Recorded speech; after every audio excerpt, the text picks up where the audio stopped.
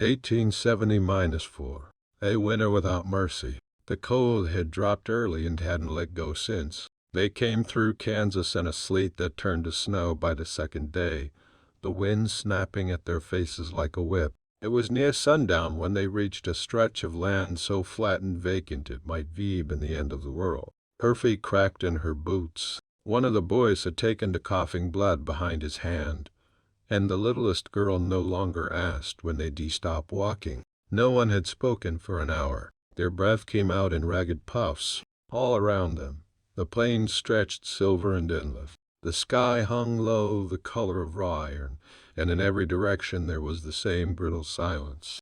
She led them without words. Her black shawl, her only real sign of widowhood now that the funeral was behind them, was crusted with snow at the edges. She pulled the cart with blistered hands, the axle complaining under the weight of everything they still owned. There was much a skillet, some blankets, a water jug with ice ringing its lip, a Bible she no longer opened. Behind her, the children trudged, all 6 of them, their faces chapped, eyes dull, boots too big or too small. The middle girl, Claire, had wrapped rags around her toes after hers split down the side. The oldest, Will, was nearly a man but not quite. Had taken over lifting the littlest when her legs gave out, but even he was limping now. His shoulders curled inward like he was trying to disappear under the weight of no one else to depend on. They had come west for a piece of land promised in a letter, and because there was nothing left behind but debt and a landlord who spat when she asked for mercy. Her husband, Eli, had gone down coughing and white mine aside in a bed they could not afford to bury him from. When he died, something hard and final cracked open inside her. She had sold the mule, buried the ring in a coffee tin under the floor, and told the children they were leaving at first light. Now, days into a journey with no end in sight, she wondered if she had only dragged them into a slower death. Snowflakes landed on her eyelashes.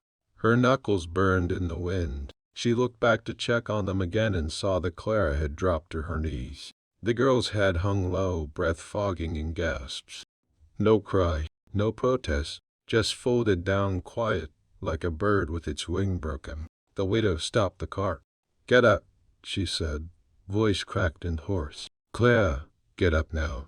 The girl didn't move. Neither did the others. Will looked at her and shook his head once.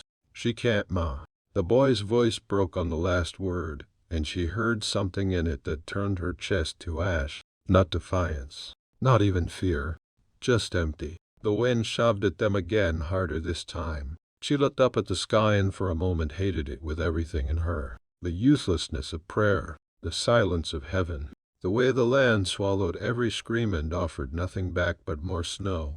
She turned in a circle, her breath heaving. Nothing, no house, no trees, not even a rise in the ground to call shelter. She let go of the car, walked a few paces out, dropped to her knees. Her hands burrowed into the snow and dirt, like she might claw her way into something warm. She stayed there for a while, not crying, just breathing one rag pull at a time. Let the silence wrap around her like a sheet.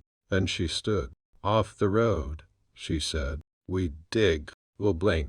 What? We dig into the windbreak. Make a pit. Lay brush on top.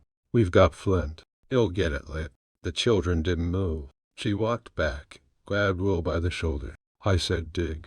And then she knelt beside him and started tearing at the frozen earth with her bare hands. The others watched her, dazed, until the youngest one, little Ruth, dropped beside her, and then Clara, crawling. Will grabbed the skeleton and started scraping. The rest followed. Together they made a hollow in the land just deep enough to shield their bodies from the wind. She found brush beneath the snow, set it alight with fingers that no longer felt heat. That night, smoke curled up through snow minus packed branches. 6 children pressed against each other under 2 blankets. She held Ruth in her lap, her own back to the wind. The fire cracked, small but alive. In the dark, someone whispered, "Mama." She didn't answer, but she placed her hand on the child's hair.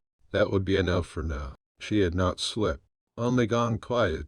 Her body folded her pride against the wall of snow and brush they deep back tight with their hands. Her head tilted toward the small orange light of the fire, her eyes tracing every flicker, as if she could will it to last longer than it should. When morning came, it came gray and slow. No sunrise, just a pale light that settled across the land like a sheet being pulled over the dead. She rose stiffly, her joints swollen, skin split in the cold. The ground beneath her legs ached with the memory of night. The fire was no more than an ember. She kicked snow over it. The children were stirring quietly, their breath rising in the cold. Ruth whimpered and curled tighter into Will's side. The boy woke and sat up, blinking against the light. Clara rubbed her eyes with a red fist and said nothing. "We move," the widow said. No one argued. They packed their things, what little there was. She wrapped the blanket around Ruth and lifted her onto her hip. The cart creaked. They kept walking. By midday, the wind let up. A thin crust of ice glittered along the edges of the prairie grass. That was when Will spotted it. A thin black line on the horizon, straight as a string. Fence post after fence post. A row. They reached it just past the hour the sun, if it could be called that, reached its highest. The road was packed mud and stone, with wagon ruts frozen hard into its surface. It ran east to west, empty in both directions. She turned west. They followed. At our past. Then, too, the sky deepened, and a low hum began in the air, the sound of hooves, distant, steady. She squinted and saw the shape of a rider, dark against the light. Will reached for a rock. "No," she said. "Stay your hand." The figure grew clearer. A horse. Yes. And a man slouched low in the saddle, wrapped in oilskin. He pulled back the reins as he neared, his horse snorting steam into the cold. The man studied them. She saw stubble on his jaw, cracked lips, eyes the color of river silk. He looked from her to the children, then to the cart, and then back to her face. "You headed somewhere," he said flat. She looked at him, said nothing. He nodded once. "Thought maybe you were a ghost. This land's got plenty of those." "We're not," she said. "Sure don't look like it," he said. His voice was even, but not cruel. "You alone?" "My husband's dead." He looked down at his horse, then at the children again. "Where you walking to?" "Land west of Baxter. Letter said it was ours. Land don't feed mouse." She flinched at that. He must be seen it. He cleared his throat. "My place is for miles on. South turn just before the big cottonwood. You'll see the crow cage." She frowned. "The what?" "Bird trap," he said. "Keeps the corn safe." He shifted in his saddle, grunted. "There's a barn with heat. Stove's got wood. Not much food, but you won't starve tonight." She stared at him. Her eyes narrowed slightly. He waited. "You don't know us." "No," he said. "You don't tow us a thing." "No," he said again, but him still saying it. She nodded once, slowly. "Then we'll take your barn. One night." He touched the brim of his hat. "Suit yourself." He turned his horse and rode ahead without another word. They followed his hoofprints. The sky was darkening again. When they found the cottonwood, they also saw the cage sticks tied up in a box high on a pole. 2 black crows perched on top, watching. The barn was behind a crooked fence, its roof patched with tin, its door swinging slightly open. A dog barked once, but did not come forward. Inside, the air was sharp with straw and the faint scent of horses. A stove stood in the corner, and a cot leaned against the wall. The widow set Ruth down and lit the stove with practiced hands. Flames caught. He rose. She turned to see Will staring at the cot, then back to her.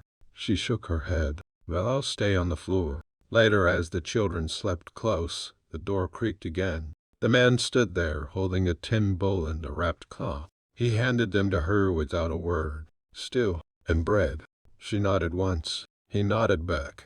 She didn't say thank you. He didn't expect her to.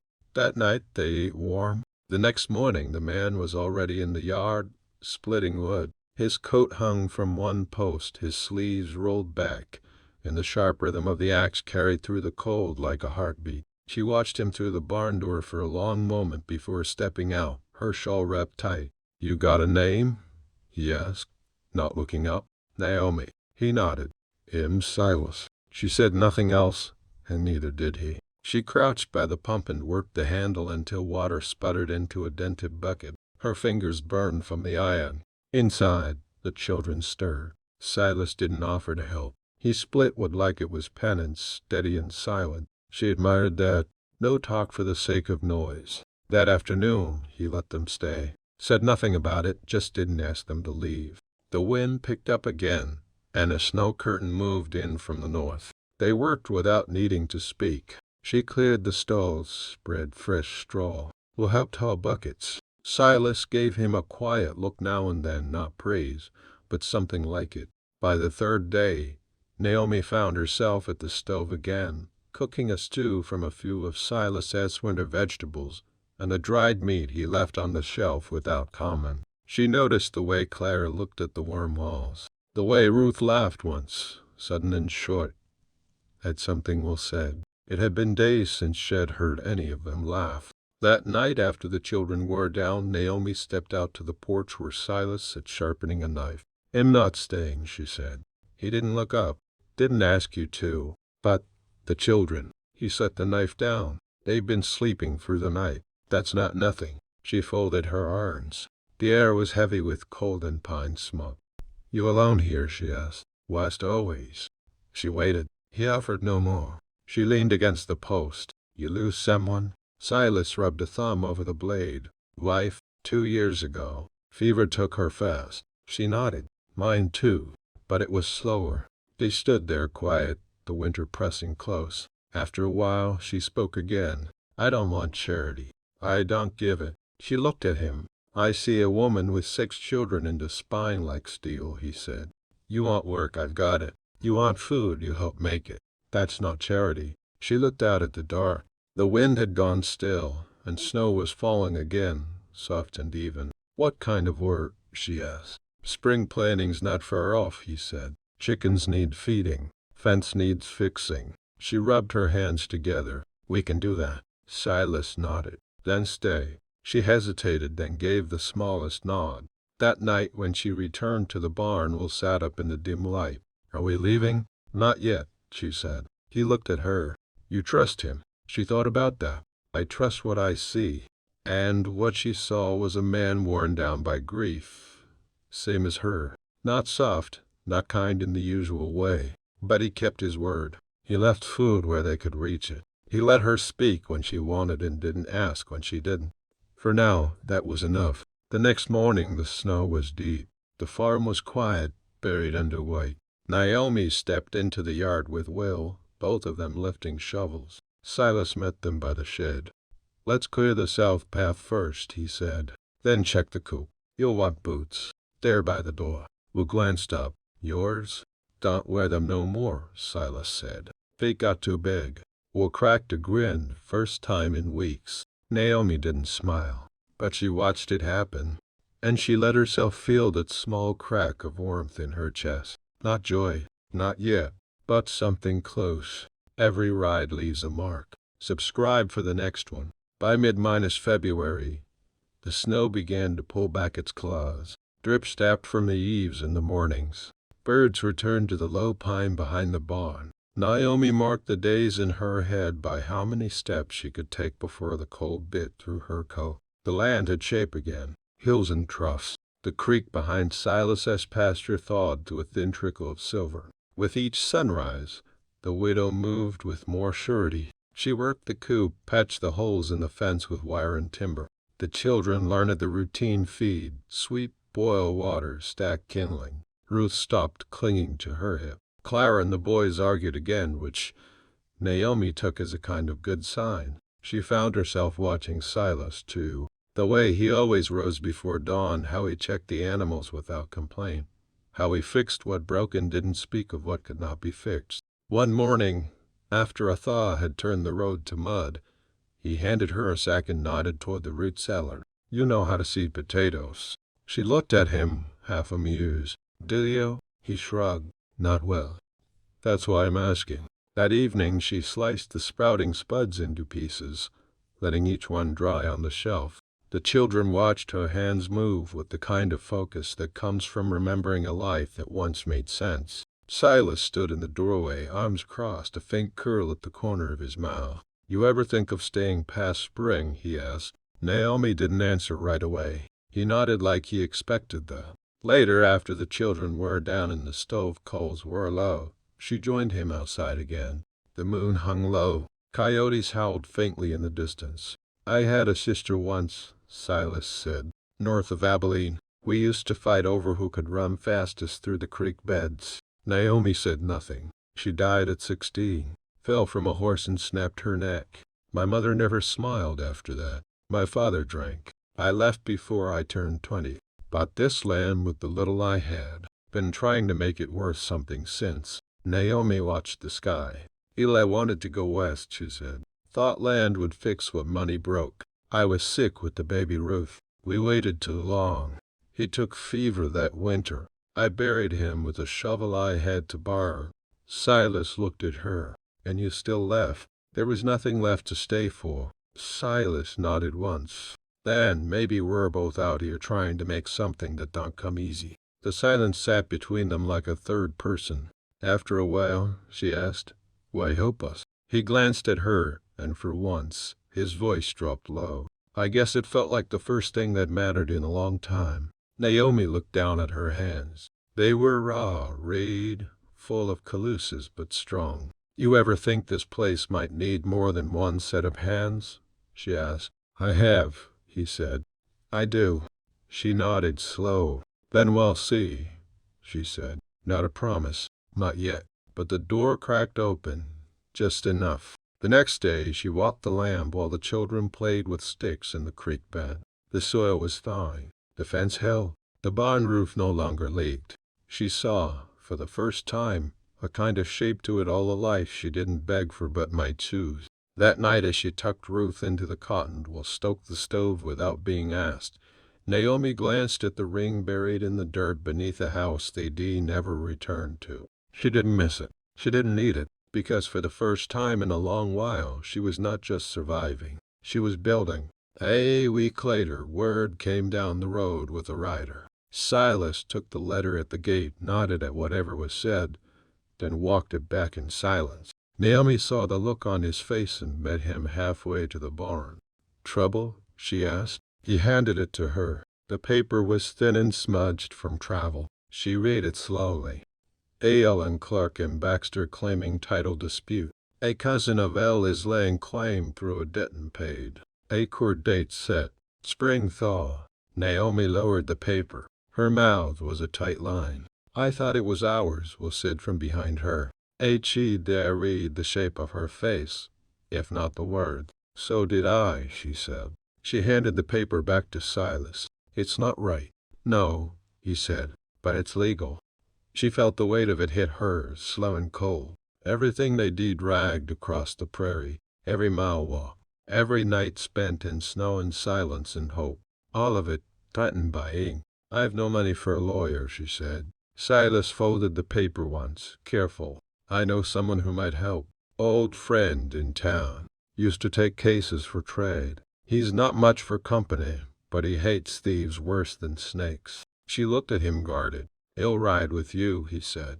You don't tell me this. I know. The next day, Naomi wrapped a scarf around her face and rode beside Silas into Baxter, her back straight, hands steady on the reins. The town was busy with thaw and gossip. Men spat tobacco into the street. Shop windows gleamed with spring oil. The clerk's office sat low on the square, next to the barber. They tied the horses and stepped in. The man behind the desk had the look of someone who thought sweat was beneath him. Naomi handed him the letter. He barely glanced up. Disputes filed, he said. If you can't prove clear title by April, the land reverts. By what right? She asked, her voice hard. He sniffed. Debt tied to your husband's name. If it's unpaid, it's considered lienable. Hey, she is dead. The man shrugged. Debt don't die. She stepped forward. Neither does truth. The clerk blinked, uneasy now. Silas leaned in. We'll be back. They left without another word. 2 buildings down, a woman sat behind a cracked glass window with a sign that read Maggie Ellsworth, attorney at law. She wore spectacles and had a face like granite. She listened as Naomi laid the story bare, no dramatics, just the facts. Maggie tapped her pen. You got the letter from the land office? Naomi nodded. And a Bible with Ella's notes in it. He circled the section and marked the plot. His name's there. That'll help, Maggie said. But We'll need more. You'll work, Naomi said. You'll cook, clean whatever buys time. Maggie looked at her for a long moment, then nodded once. We'll fight it. That night back at the farm, Naomi sat on the stoop alone, a shawl around her shoulders. The wind carried the smell of thawing earth. The children were asleep. The night was full of waiting. Silas came out with 2 mugs of coffee, sat beside her. You didn't have to come, she said. You didn't have to stay. They sat quietly for a while. She said, we've got a chance, Naomi said, but it's not certain. Nothing is. I've got to fight, not just for the land, for the right to decide where I plant my children's feet. He nodded. Then you'll fight, and you won't be alone. She turned to him. In the silence that followed, there was something unspoken. Not romance, not rescue, just recognition. One soul seeing another and choosing to stand beside it. She looked down at her hands, blistered, quiet, still hers. If this land becomes ours, she said, it won't be because it was given. No, he said. It'll be because you wouldn't let them take it. She lifted her eyes, and for the first time since Ella's death, Naomi smiled. Just a little, just enough. March rolled in on a warm wind in the kind of mud that pulled shoes off feet. Naomi planted potatoes in neat rows while the children ran through puddles like they'd never known snow. The barn took on new smells, damp earth, sawdust, and the sweetness of something alive returning. At night she helped Maggie prepare. The lawyer came by once a week now, bringing worn books and loose papers tied with string. Naomi sat at the kitchen table with the oil lamp low and read until her eyes ached, underlining passages in Ella's scrawl, tracing back his payments, his land deeds, his plans. She saw him clearly then, not just the man in the sickbed, but the one who had dared to hope. Silas worked longer days, mending the fence, checking the coop. He never spoke of the court case, but HED built a quiet steadiness around her, like stone underfoot. One morning, she found a wooden box beside the stove with a hinge HED fixed. Inside, all the documents were neatly arranged. A place for things that mattered. You should testify, Maggie said, 3 days before the hearing. They need to see you, not just the paper. Naomi didn't hesitate. I will. She wore her plainest dress the day they rode into Baxter again. The children stayed with a widow down the road. Silas brought his best shirt and boots, but she noticed he didn't bother with a tie. The courthouse was nothing more than a square brick building with dust in the windows and a bell that didn't ring anymore. Inside, the air was still and smelled of mildew and ink. The cousin Ella's kin sat stiff on the other bench, a man she barely remembered from the funeral. He hadn't sent a condolence. Now he sat there with hair slicked back in a coat to find for the truth. Maggie made her case clean. Naomi watched the judge's face as the woman read letters, pointed to Ella's notes in the Bible, and laid down every debt paid in full. Then Naomi stood. She didn't speak like a lawyer. She didn't need to. My husband was not a rich man, she said, voice steady, but he was decent. He wrote to the land office. He saved for the travel. He told our children we'd have a home, and he died before he could prove it. She looked at the cousin now, meeting his eyes without fear. I walked through snow with 6 children to stand here. I'm not asking for charity. I'm asking for what's ours. The courtroom was silent but for the ticking of the wall clock. The judge nodded once. You'll rule by post, he said. You'll have word by week's end. They left without speaking to the cousin. Back on the farm, Naomi didn't rest. She chopped wood until her hands bled. She scrubbed the table until the grain rose. She stitched truss, hem and drain minus planted the onions. Silas found her on the 3rd day, staring into the wind. They'll send word, he said. And if we lose? He didn't flinch. Then we build again. Maybe not here, but we'll build. She looked at him sharply. We? He met her gaze. Unless you'd rather walk alone. She didn't answer, but she didn't walk away either. The letter came on a Sunday. Silas brought it down from the road, dust on his boots. The children watched as Naomi opened it. She read it once, then again. The land was hers, declared rightful by claim usage and record. The court had ruled against the cousin, permanently. She folded the letter. Claire whispered, we get to stay. Naomi knelt down and took her daughter's hand. We already were. That night they ate stew around the table. Silas passed bread to Will without being asked. The children laughed. Naomi didn't speak much, but her eyes stayed bright. Later, when the moon rose and the children slept, she stepped outside. Silas was already there, leaning against the fence. She held the letter in her hand. "Feels strange," she said, "to have something stay." He looked at her. "Not everything leaves."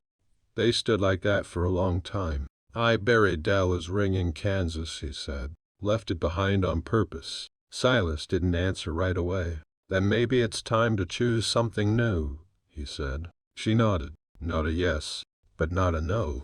And it was enough. Spring settled in slow, and for once Naomi led it. She didn't rush to finish every task. She didn't pace through the house at night with maps in her head. The land was theirs. The children laughed again, and the wind no longer felt like something out to take. They planted early potatoes, onions, a strip of corn in the back field.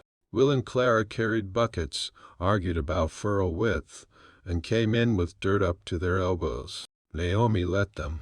Let them be loud and messy. Let them be children again. Silas fixed the porch step that had given way in the melt. He built a new gate. He carved a tiny bird into the corner post just once, and said nothing about it. But Ruth noticed.